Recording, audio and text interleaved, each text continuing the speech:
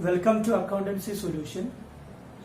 Today our topic is Plus 2 Accountancy first chapter, Accounting for Non-Profit Organization. Let's go through the basic concepts of the chapter. First, you understand what is the meaning of non-profit organization. Non-profit organization is the organization is formed without intention of making profit. ലാഭം ആഗ്രഹിക്കാത്ത സ്ഥാപനങ്ങളെയാണ് non profit organisation എന്ന് പറയുന്നത്. Non profit ഓർഗനൈസേഷൻസിന് ഉദാഹരണമാണ് ക്ലബ്ബുകൾ. നമ്മൾ നാട്ടുമ്പുറങ്ങളിലൊക്കെ കാണുന്ന ക്ലബ്ബുകൾ, അത് സ്പോർട്സ് ക്ലബ്ബാവാം, ഹെൽത്ത് ആർട്സ് ക്ലബ്ബുകളൊക്കെ ആവാം. Welfare associations, charitable institutions, charitable trust, trade union, schools, hospitals, അതുപോലെ റിലീജിയസ് ഓർഗനൈസേഷൻ, ഇതെല്ലാം ഇതിന് ഉദാഹരണമായിട്ട് നമുക്ക് പറയാൻ പറ്റും. ഇനി ഇത് നമുക്ക് ഇതിന്റെ ഫീച്ചേഴ്സ് ഓർ ക്യാരക്ടറിസ്റ്റിക്സ് ഏതെല്ലാം നോക്കാം. First one, it is non profit seeking entity. ഇത് ലാഭം ആഗ്രഹിക്കാത്ത ഒരു സ്ഥാപനം തന്നെയാണ്. അതാണ് ഒന്നാമത്തെ പ്രത്യേകത. രണ്ടാമത്തെ പ്രത്യേകത, ഇതൊരു non manufacturing or trading entity, കച്ചവടം അല്ലെങ്കിൽ പ്രൊഡക്ഷൻ നടക്കാത്ത ഒരു സ്ഥാപനമാണ്. മൂന്നാമത്തെ, മെയിൻ സോഴ്സ് ഓഫ് ഇൻകം എന്ന് പറയുന്നത്, ഇത്തരം സ്ഥാപനത്തിന്റെ മെയിൻ സോഴ്സ് ഓഫ് ഇൻകം എന്ന് പറയുന്നത് സബ്സ്ക്രിപ്ഷൻ ആവാം. സബ്സ്ക്രിപ്ഷനുമായി ബന്ധപ്പെട്ട ഡീറ്റെയിൽസ് നമ്മൾ പിന്നീട് പറയും. അടുത്ത ക്ലാസ്സുകളിലായിട്ട് നമ്മൾ പറയും. സബ്സ്ക്രിപ്ഷൻ, മലയാളം വരിസംഖ്യ. ഒരു നോൺ പ്രോഫിറ്റ് ഓർഗനൈസേഷന്റെ മെമ്പേഴ്സ് നിർബന്ധമായിട്ടും annually or monthly or periodically നൽകേണ്ട എമൗണ്ട് ആണ് സബ്സ്ക്രിപ്ഷൻ. അതേപോലെ ലെഗസി, ഡൊണേഷൻ എന്ന് പറഞ്ഞ സംഭാവന, അതുപോലെ ഗവൺമെന്റ് ഗ്രാന്റ്, അതുപോലെ ഇൻകം ഫ്രം ഇൻവെസ്റ്റ്മെന്റ്, ഇതെല്ലാം ഇതിന് സോഴ്സ് ഓഫ് ഇൻകത്തിന് ഉദാഹരണമാണ്. പിന്നീട് നമുക്ക് പറയാനുള്ളത്, ഇവിടെ ക്യാപിറ്റൽ ഫണ്ട് ആണ് നമ്മൾ സാധാരണ ഉപയോഗിക്കാറുള്ളത്. നമ്മൾ ഉപയോഗിക്കാറില്ല ട്രേഡിംഗ് കൺസേൺ, അതുപോലെ മാനുഫാക്ചറിംഗ് കൺസേണിൽ നമ്മൾ ഓണർ കോൺട്രിബ്യൂട്ട് ചെയ്ത എമൗണ്ടിനാണ് നമ്മൾ എന്ത് പറയുക, ക്യാപിറ്റൽ എന്ന് പറയും. എന്നാൽ ഇവിടെ അങ്ങനെ ഒരു ക്യാപിറ്റൽ ഇല്ല. ക്യാപിറ്റൽ എന്ന് പറഞ്ഞാൽ ചില ഡൊണേഷൻസ്, സ്പെഷ്യൽ ഡൊണേഷൻസ്, ലെഗസീസ്, അങ്ങനെ തുടങ്ങിയിട്ടുള്ള എമൗണ്ട് നമ്മൾ ക്യാപിറ്റലായിട്ട് കോൺസ്റ്റിറ്റ്യൂട്ട് ചെയ്യാണ് ചെയ്യാറുള്ളത്. അപ്പൊ ഇതിന്റെ പ്രത്യേകത ക്യാപിറ്റൽ ഫണ്ട് എന്നുള്ളതാണ് ഇതിന്റെ മൂന്നാമത്തെ പ്രത്യേകത. നാലാമത്തെ പ്രത്യേകത എന്ന് പറഞ്ഞാൽ നോ ക്രെഡിറ്റ് ട്രാൻസാക്ഷൻ. അതുപോലെ ഇതിന്റെ റിസൾട്ട് ഓഫ് ഓപ്പറേഷൻ എന്ന് പറഞ്ഞാൽ സർപ്ലസ് ആയിരിക്കും. Result of operation surplus or deficit. Surplus എന്ന് പറഞ്ഞാൽ നോർമലി നമ്മൾ പറയുന്നത് പ്രോഫിറ്റ് ആണ്. ഡെഫിസിറ്റ് എന്ന് പറഞ്ഞാൽ ലോസ് ആണ്. പ്രോഫിറ്റിന് നമ്മൾ നോൺ പ്രോഫിറ്റ് ഓർഗനൈസേഷന്റെ റിസൾട്ടിന് നമ്മൾ പ്രോഫിറ്റ് റിസൾട്ട് ആണെങ്കിൽ അതിന് നമ്മൾ സർപ്ലസ് എന്നും, ലോസ് ആണെങ്കിൽ ഡെഫിസിറ്റ് എന്നാണ് പറയാറുള്ളത്. ഇതുമായി ബന്ധപ്പെട്ട ഡീറ്റെയിൽസ് നമ്മൾ പ്രോബ്ലം ചെയ്യാനുണ്ട്. ഇത് ബേസിക് ആയിട്ടുള്ള കുറച്ച് വിവരങ്ങളാണ് ഞാൻ നൽകുന്നത്. പിന്നെ their affairs are managed by managing committee or executive committee elected by മെമ്പേഴ്സിനാൽ തെരഞ്ഞെടുക്കപ്പെട്ട കമ്മിറ്റി, മാനേജിംഗ് കമ്മിറ്റി അല്ലെങ്കിൽ എക്സിക്യൂട്ടീവ് കമ്മിറ്റിയാണ് ഇതിന്റെ പ്രവർത്തനങ്ങളെല്ലാം ഓക്കെ. അപ്പൊ ഇത്രയാണ് ഇതിന്റെ ഫീച്ചേഴ്സ് ആയിട്ട് വരുന്നത്. ഇനിയും ഒരുപാട് ഫീച്ചേഴ്സ് ഉണ്ട്. നിങ്ങൾ അത്ര ഇമ്പോർട്ടന്റ് അല്ല, കുറച്ച് പോയിന്റ്സ്, ഒരു 4-5 പോയിന്റ്സ് മാത്രം നിങ്ങൾ പഠിക്കാം. ഇനി നമുക്ക് പറയാനുള്ളത് അക്കൗണ്ടിങ് റെക്കോർഡ്സ് ആണ്. ഇവിടെ അക്കൗണ്ടിങ് റെക്കോർഡ്സ് എന്ന നിലയിൽ വരുന്നത് ആണ് നമുക്കിവിടെ അടുത്ത ടോപ്പിക്കായിട്ട് ചർച്ച ചെയ്യാനുള്ളത്.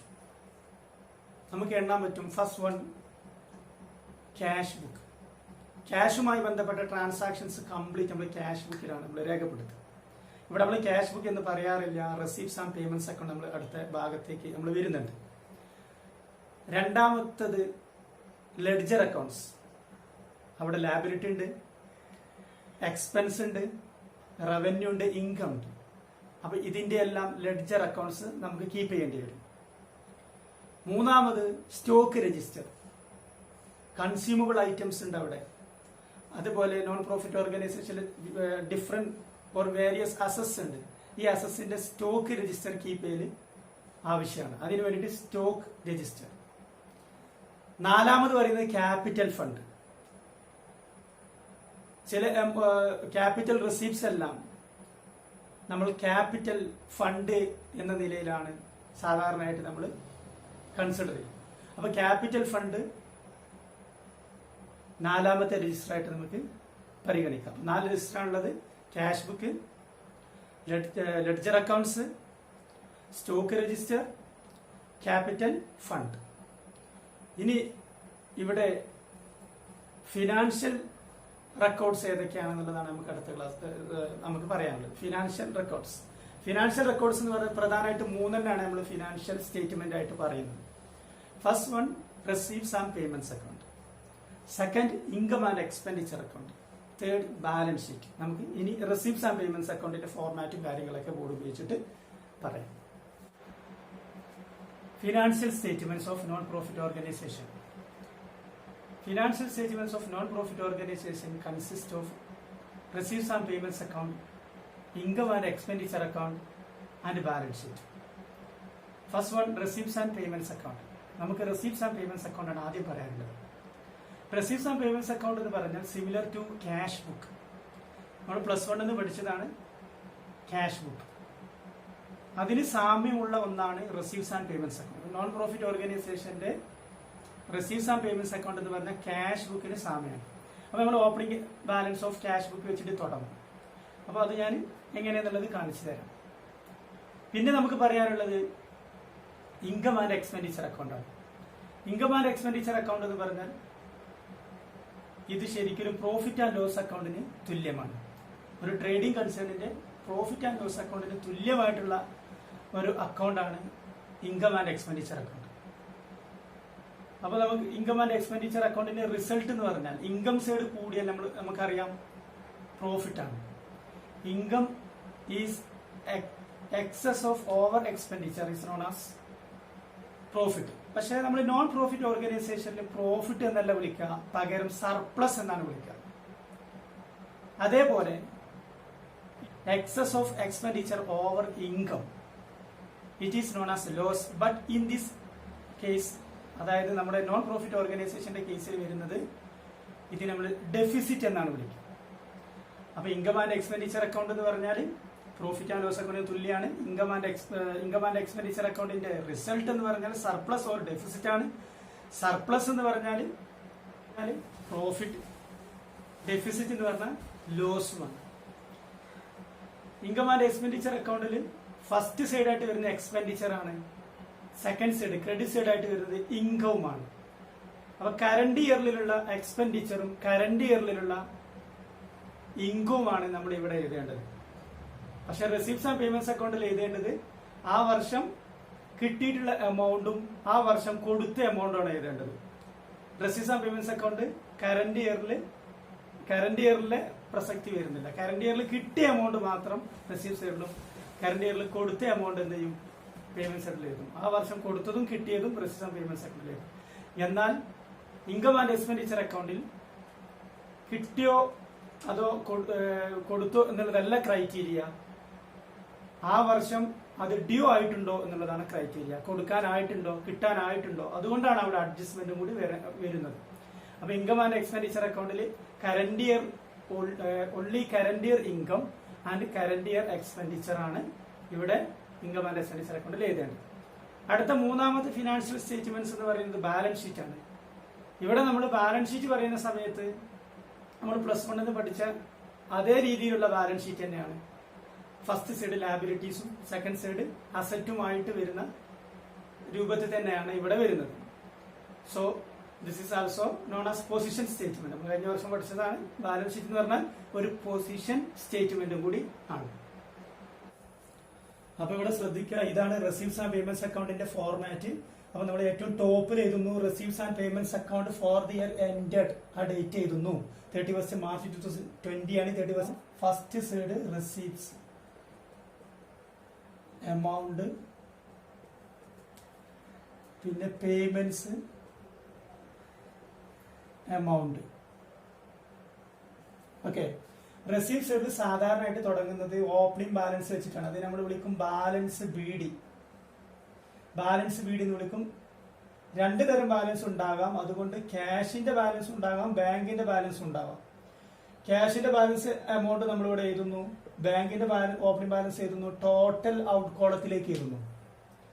എന്നിട്ട് ഫുൾ എല്ലാ റെസിപ്റ്റും ക്യാഷിലേക്ക് വന്നതും ബാങ്കിലേക്ക് വന്നതും എല്ലാം നമ്മൾ എന്ത് ചെയ്യുന്നു, റെസീപ്റ്റ് സൈഡിൽ കൊടുക്കുന്നു. ഡൊണേഷൻ, സബ്സ്ക്രിപ്ഷൻ,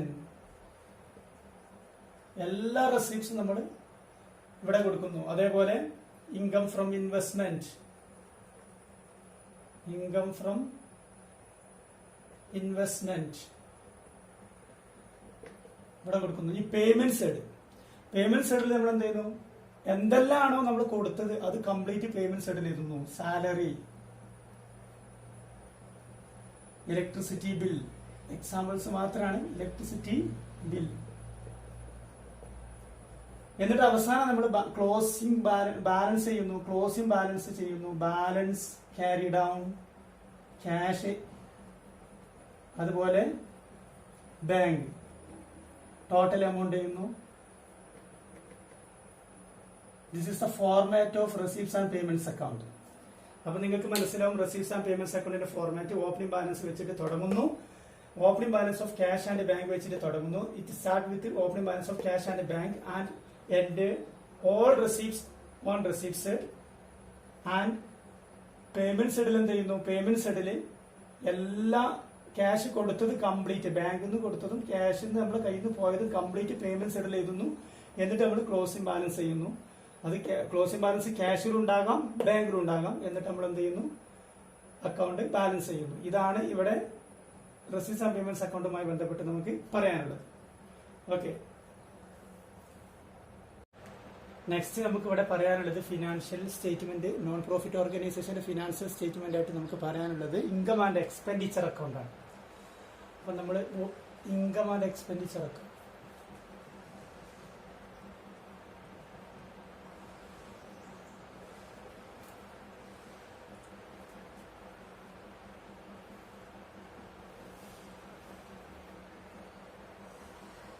അപ്പൊ ഫസ്റ്റ് സൈഡ് ഡെബിറ്റ് സൈഡ് ആണ്, second side credit side. First side നമ്മൾ എക്സ്പെൻഡിച്ചർ ആണ് നമ്മൾ എഴുതേണ്ടത്, പിന്നെ എമൗണ്ട്. സെക്കൻഡ് സൈഡ് ആണ് നമ്മൾ ഇൻകം ആയിട്ട് എഴുതേണ്ടത്. പേര് ഇൻകം ആൻഡ് എക്സ്പെൻഡിച്ചർ അക്കൗണ്ട് ആണെങ്കിലും നമ്മുടെ കോളം വരുന്നത് ഫസ്റ്റ് കോളം എക്സ്പെൻഡിച്ചർ ആണ്, സെക്കൻഡ് കോളം ഇൻകം ആണ്. ഓക്കെ,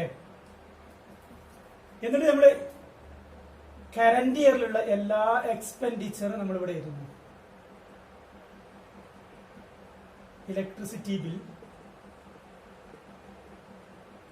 ഇത് അക്രൽ ബേസ് ആണ്. അക്രൽ ബേസ് നമുക്കറിയാം എന്താണ് അക്രൽ ബേസ്. കറന്റ് ഇയറിലുള്ള മാത്രമേ നമ്മൾ എന്ത് ചെയ്യുള്ളൂ, പരിഗണിക്കുള്ളൂ. ഓക്കെ, അഡ്വാൻസോ അല്ലെ ഔട്ട്സ്റ്റാൻഡിംഗ് ഒക്കെ ഉണ്ടെങ്കിൽ എന്ത് ചെയ്യണം, നമ്മൾ ഇവിടെ അഡ്ജസ്റ്റ് ചെയ്യണം. അതാണ് അക്രൽ ബേസ് എന്ന് പറഞ്ഞത്. അക്രൽ ബേസ് ആയതുകൊണ്ടാണ് അങ്ങനെ ഒരു അഡ്ജസ്റ്റ്മെന്റ് ഇവിടെ വരുന്നത്. അപ്പൊ നമ്മൾ ഇതിന്റെ ഒരു ഫോർമാറ്റ് പറയാണ്. സാലറി വരാം, ഇലക്ട്രിസിറ്റി ബില്ല് വരാം, പോസ്റ്റേജ് വരാം. ഇങ്ങനെ നമ്മൾ വരാൻ സാധ്യതയുള്ള മുഴുവൻ എക്സ്പെൻസുകൾ എന്ത് ചെയ്യുന്നു, ഫസ്റ്റ് സൈഡിൽ ഡെബിറ്റ് സൈഡിൽ എഴുതുന്നു. ഇൻകംസ്, സബ്സ്ക്രിപ്ഷൻ വരാം, അതേപോലെ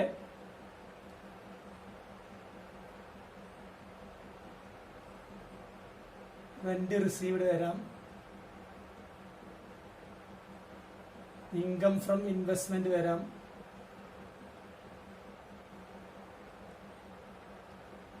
ഇങ്ങനെ തുടങ്ങിയിട്ടുള്ള എമൗണ്ടുകളൊക്കെ ഇൻകം ആയിട്ട് നമ്മൾ എന്ത് ചെയ്യുന്നു, എഴുതുന്നു. അപ്പൊ നമുക്ക് ക്വസ്റ്റ്യൻ ചെയ്യുമ്പോൾ നമുക്ക് മനസ്സിലാവും, കാര്യങ്ങൾ ഡീപ്പായിട്ട് മനസ്സിലാവും.